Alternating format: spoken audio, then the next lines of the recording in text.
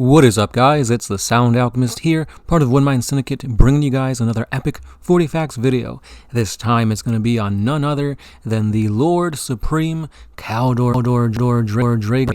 This guy is OP, this guy is amazing, and this guy will be showcased in this video right here, right now. So without further ado, guys, let's dive into these 40 facts. Lord Kaldor Draigo has had multiple feats that are worthy of legend. His conquest began when he slew the demon prince Makar and saved the world of Acrolim. However, the demon cursed Draigo, for if he ever set foot on this world again, he would be damned for 10 millennia. For the next 200 years, he honed his skill as both a warrior and a psyker, all the while rising through the ranks of the Grey Knights. And then comes what most would consider to be his greatest feat, the Battle of Cornovian.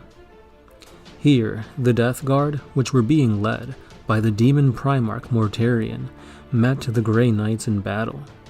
Their current Grand Master, Garronishan, fought against Mortarion, but the demon Primarch proved too strong, and the Grand Master was slain.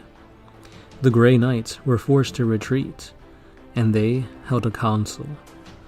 They nominated Draigo to be named the successor to Garronishan, and he was psychically gifted Mortarion's true name, the name given to him by the Emperor himself.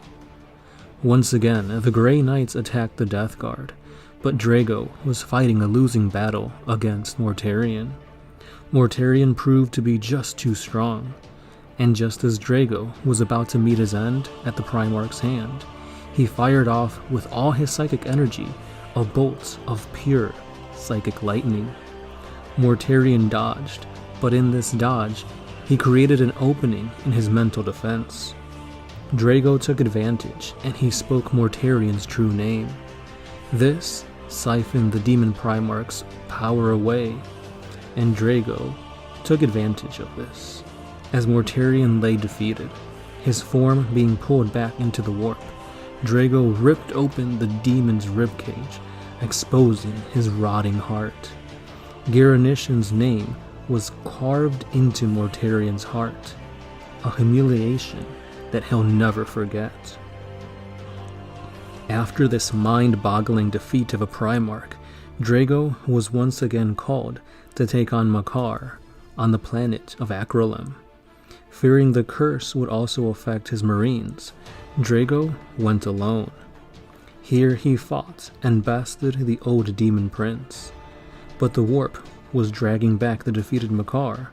Makar then lunged out and clutched Draigo by the throat, and the two disappeared from the mortal realm, being swallowed by the warp itself. While most would die or go insane at the mere fact of being within the warp, Draigo yet lived. Here he wandered the unknown, smiting demons all across the realms of the 4 Chaos Gods. Draigo slew a massive bloodthirster, even when his nemesis Forsword, which had been broken during the battle with Makar. He then melted and reforged the bloodthirster's axe into his new sword. He also burned down Nurgle's gardens with psychic flame, resisted the temptations of Slaaneish's chosen handmaidens. He even turned down a way to go back home, which ended up being a Zechian trick. At this point, lesser demons didn't even mess with him, for fear of falling to Draigo. As OP as this is, it essentially means nothing. For all the death and destruction that Draigo has caused, the warp simply reverts it all back to how it was. Demons are reborn, Nurgle's gardens grew back. All of Draigo's work meant nothing. Now Draigo isn't entirely stuck within the warp. Every so often, a portal emerges into real space, where Draigo can come out and aid the Imperium time and time again. But no matter what, Makar's curse always pulls him back into the warp. With the warp tear gashing the galaxy in two, the Cicatrix Maledictum, Draigo is now able to enter real space for longer periods of time, a feat which has greatly helped out Guilliman during his Indomitus crusade. Now let's take a look at Draigo's weapons and war gear. When it comes to his weapons and war gear, he has a pretty standard array of what you would see a Grey Knight Terminator wield. A Storm Bolter, frag and crack grenades, psych out grenades, which are deadly against demons and psychers.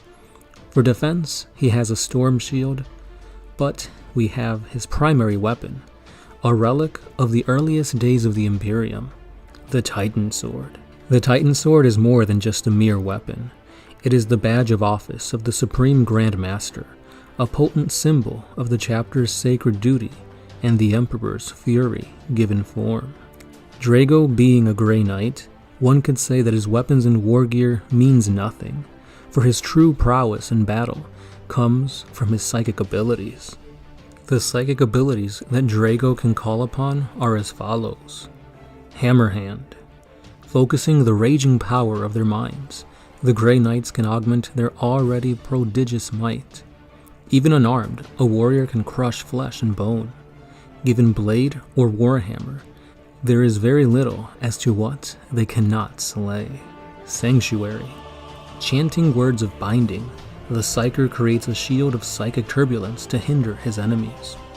This barrier extends out around the Grey Knight in a 10-meter radius and impedes all those who would attempt to cross. Smite. Deadly bolts of warp lightning leap from the Psyker's fingertips, tearing its enemies apart in a barrage of psychic energy. The Vortex of Doom. The Grey Knight is able to open a tear between the material and the warp, unleashing devastating energies that utterly consume their foes. Purge Soul. The Psyker draws upon every ounce of willpower he possesses to purge the evil of his enemy's soul, scouring every trace of corruption, even if it destroys them in the process. Astral Aim. The Psyker reaches out to the minds of his fellow battle brothers, mystically guiding their aim to the chosen target. And finally, the Gate of Infinity. The Psyker punches a corridor through the rolling immaterium, allowing him to cross great distances in the blink of an eye.